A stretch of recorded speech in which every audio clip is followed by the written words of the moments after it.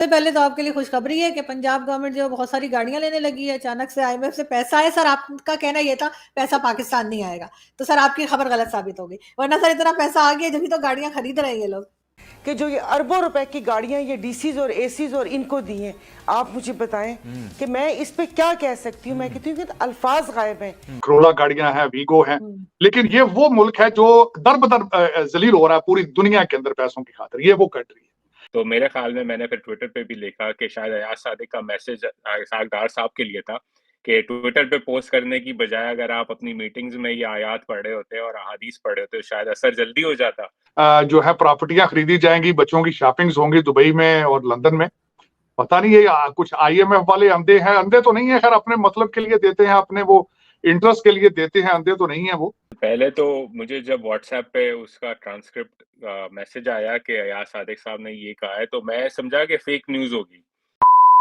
नमस्कार दोस्तों, मैंने आपको थोड़े दिन पहले बताया था कि पाकिस्तान को लोन मिल गया है आईएमएफ से, जो कि $3 बिलियन का लोन मिला था। लोन मिलने के बाद पाकिस्तान में खुशियां मनाई जा रही थी। जो आईएमएफ ने लोन दिया था पाकिस्तान की इकोनॉमी रिकवर करने के लिए दिया था, पर पाकिस्तानी नेता उसको अपने मजे के लिए यूज कर रही है। जो वहाँ पर पंजाब की गवर्नमेंट है वो अपने नेताओं को गाड़ियां दे रही है खरीद कर। जो वहाँ के जज है उनकी सैलरी बढ़ा रही है। मतलब पाकिस्तान का ये हाल है कि पाकिस्तान में खाने के लिए दाने नहीं है। जहाँ उन्हें थोड़ी सी भीख मिल जाती है तो पाकिस्तान हवा में उड़ने लगता है। ऐसे पाकिस्तानी सरकार इस लोन का कर रही है। वहाँ की जनता को कुछ नहीं मिलने वाला, बस पाकिस्तानी नेता इसको अपने मजे के लिए खाएंगे, दुबई की टीप मारेंगे और ऐसे पैसे लुटा देंगे। आप देखें इस पर कमर चीमा ने और साजिद तार साहब ने क्या बोला है। सबसे पहले तो आपके लिए खुशखबरी है कि पंजाब गवर्नमेंट जो बहुत सारी गाड़ियां लेने लगी है। अचानक से आईएमएफ से पैसा आया सर, आपका कहना ये था पैसा पाकिस्तान नहीं आएगा, तो सर आपकी खबर गलत साबित हो गई। वरना सर इतना पैसा आ गया जब तो गाड़ियां खरीद रहे हैं ये लोग। देखें, मैं हमेशा ये कहता था, और दूसरा वो भी गवर्नमेंट जो पंजाब गवर्नमेंट खरीद रही है जो कि इंटरम गवर्नमेंट है, जिसका कोई मैंडेट ही मौजूद नहीं है। उन्होंने 3 अरब 20 करोड़ की गाड़ियां अपने असिस्टेंट कमिश्नर्स और सबको कहा है कि आप नई गाड़ियां खरीद लें। उसमें कई करोला गाड़ियां हैं, वीगो हैं, लेकिन ये वो मुल्क है जो दर बदर जलील हो रहा है पूरी दुनिया के अंदर पैसों की खातिर। ये वो कंट्री है। और दूसरा, मैंने आपको शायद पहले भी एक दफा मैंने कहा था कि फेडरल गवर्नमेंट जिसकी कोई रेट ऑफ गवर्नमेंट नहीं है, सिर्फ 15-20 मील के अंदर अंदर है, उनके पास 90,000 गाड़ी मौजूद है, जिसका पेट्रोल और जिसकी मुरम्मत जो है ये बीमार मुल्क कराता है। किस तरह कराता है ये लोगों को अब नहीं पता। लेकिन आज मैं ये जो आपने ये कहा कि पैसे आए हैं, ये तो उसमें से बिल्कुल आटे में नमक के बराबर पैसे हैं। 3 अरब रुपया, क्या रुपया कुछ भी नहीं होता। बाकी पैसे तो सारे लंदन, और अभी तो जो है प्रॉपर्टियां खरीदी जाएंगी, बच्चों की शॉपिंग्स होंगी दुबई में और लंदन में। पता नहीं ये कुछ आईएमएफ वाले अंधे हैं। अंधे तो नहीं है, खैर अपने मतलब के लिए देते हैं, अपने वो इंटरेस्ट के लिए देते हैं। अंधे तो नहीं है वो। लेकिन यहाँ पे मैं आज जो बात आपसे खासकर करना चाह रहा था, एक नई डेवलपमेंट हुई है हमारे रीजन में।